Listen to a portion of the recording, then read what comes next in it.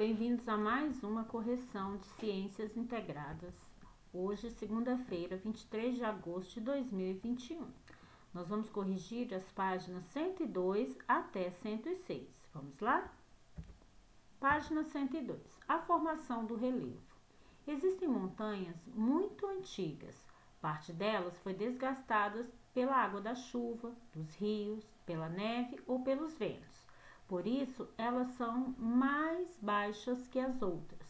Outras montanhas são mais novas e podem ser mais altas, serras e cordilheiras. São os nomes dados a conjuntos de montanhas. A ação da água, da chuva, dos rios, da neve e dos ventos também desgasta o topo de morros e planaltos, assim como as ondas do mar desgastam os rochedos que ficam nas encostas. Em geral, as planícies ficam em pontos mais baixos, recebendo pedacinhos de rochas e água que vem das partes mais altas. Assim, a natureza nunca para de modificar o relevo. Os seres humanos também interferem nas formas de relevo, por exemplo, escavando vales, encostas, para extrair minérios. Veja algumas imagens de paisagens que foram alteradas com o passar do tempo por meio da ação da natureza. Primeira imagem é rochas desgastadas pelo mar na Baía de Halong, no Vietnã, em 2014. A segunda imagem é água mole em pedra dura. Esta é a pedra furada na praia de Jericoacoara, no estado do Ceará, resultado da ação da água do mar. Essa foto foi tirada em 2017. Temos também a chuva e os ventos criaram este morro em forma de camelo em Vila Velha, no estado do Paraná, no Brasil. Essa foto foi tirada em 2014.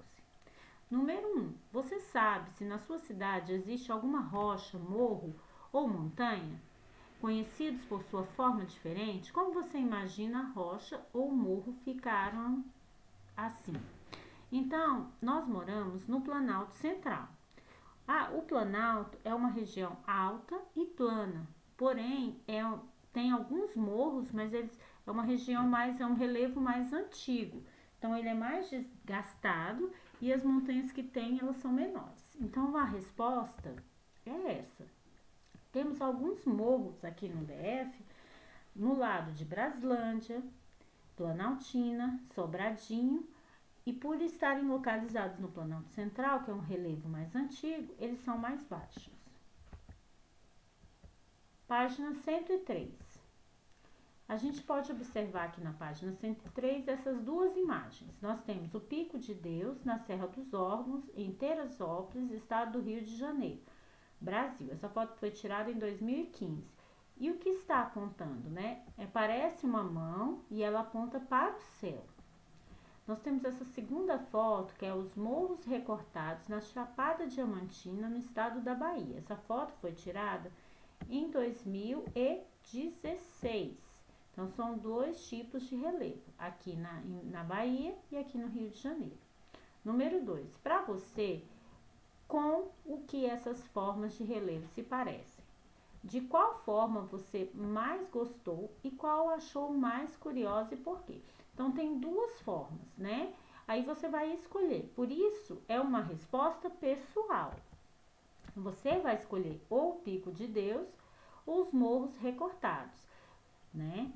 Aqui, ó, você pode perceber que como o morro ele é recortado, ele é mais antigo, porque a água da chuva e o vento foi trabalhado há mais tempo, né?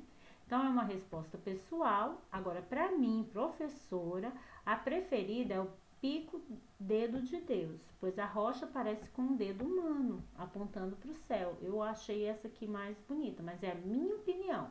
Se você achou essa, coloque essa, ok? 3. Procure em jornais ou revistas uma foto de uma forma curiosa de relevo. Colhe-a no quadro a seguir. Caso haja uma legenda acompanhando essa foto, copie na linha do fim da página. Então, isso aqui é para você recortar. Professora, mas eu não tenho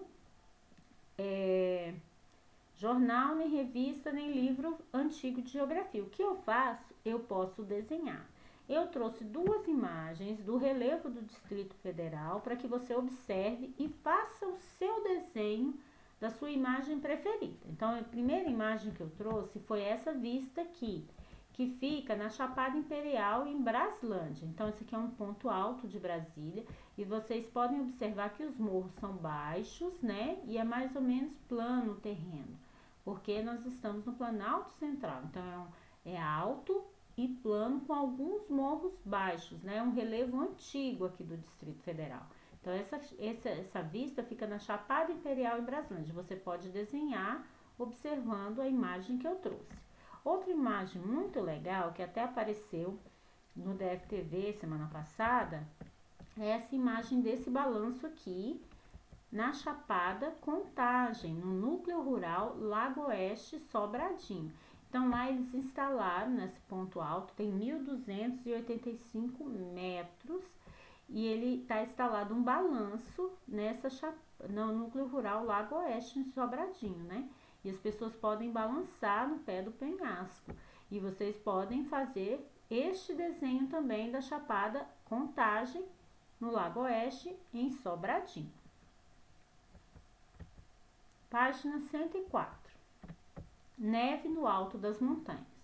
É comum vermos fotografias de altas montanhas, como neve ou gelo, no pico ou no cume, que é a parte mais alta da montanha. Veja essa imagem do Monte Everest, na cordilheira do Himalaia, na Ásia.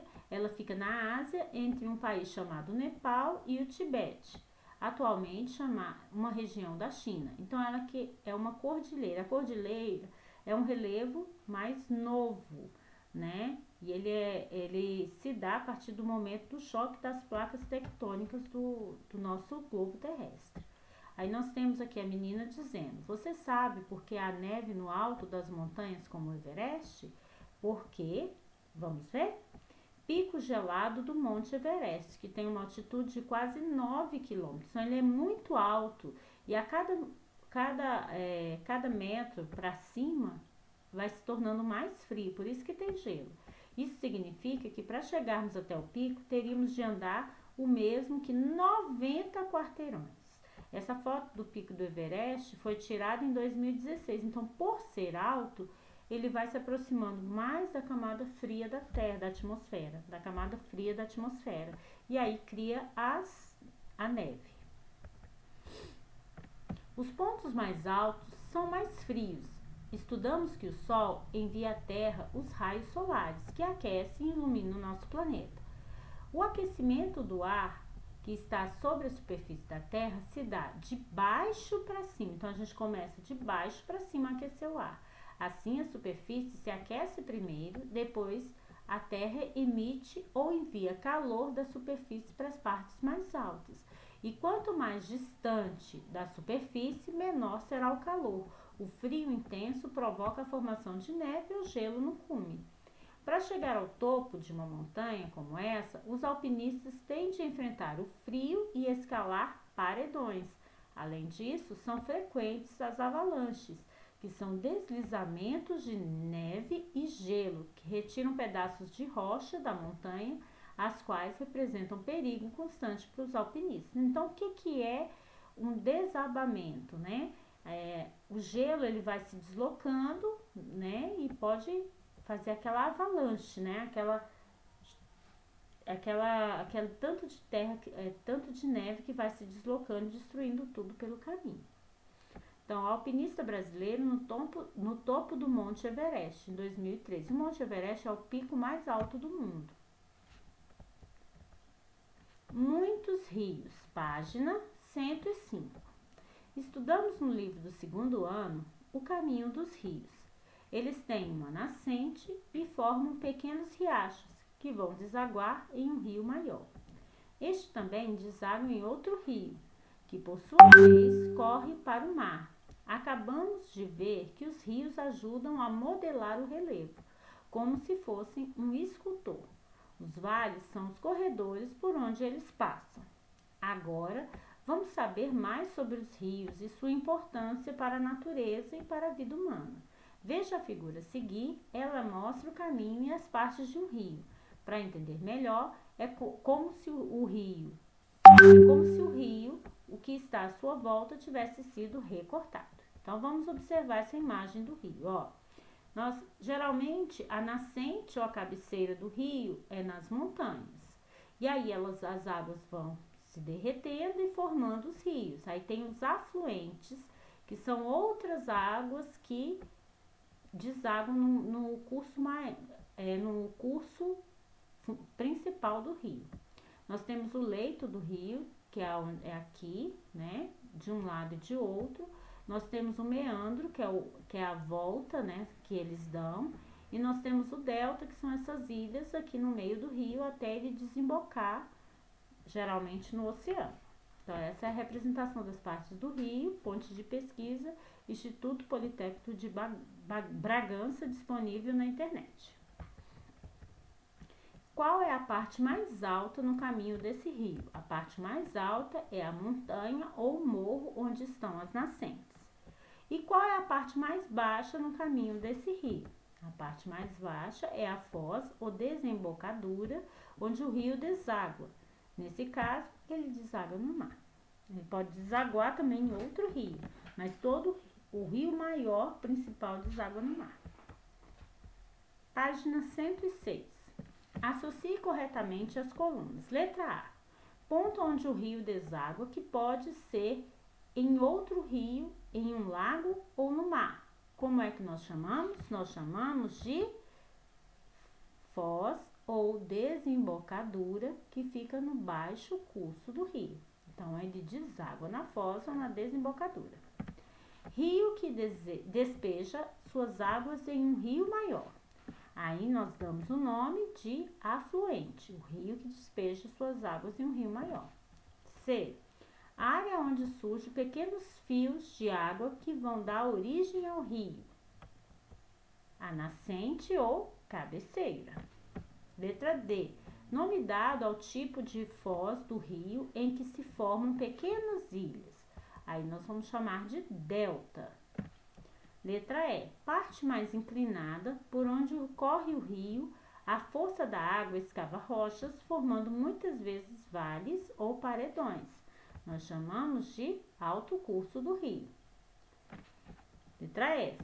Ponto do curso do rio com inclinação suave. As águas perdem a força e, por vezes, formam meandros, voltas ou curvas no rio. Aí a gente chama de médio curso do rio.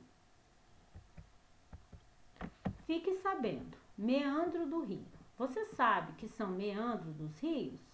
São as curvas ou voltas que um rio faz e que às vezes chegam a formar quase a metade de um círculo. Por que isso acontece? Os meandros formam-se quando o rio atravessa um terreno mais plano, onde a água corre mais devagar. Essa água já não tem força ou quantidade suficiente para escavar as margens e formar um canal mais reto. Assim, a água procura os terrenos com materiais mais fáceis de escavar e o rio segue seu curso. Veja essa fotografia com vista aérea de um rio em um país chamado Indonésia. Então, esses são os meandros em rio na Indonésia. Essa foto é de 2015. Então, meandros são essas voltas de rio aonde vai sendo formado o rio. Por que isso? Aí nós vimos aqui que o rio, esses meandros formam porque a água procura um lugar mais fácil de escavar. Então, até a próxima correção e beijinhos!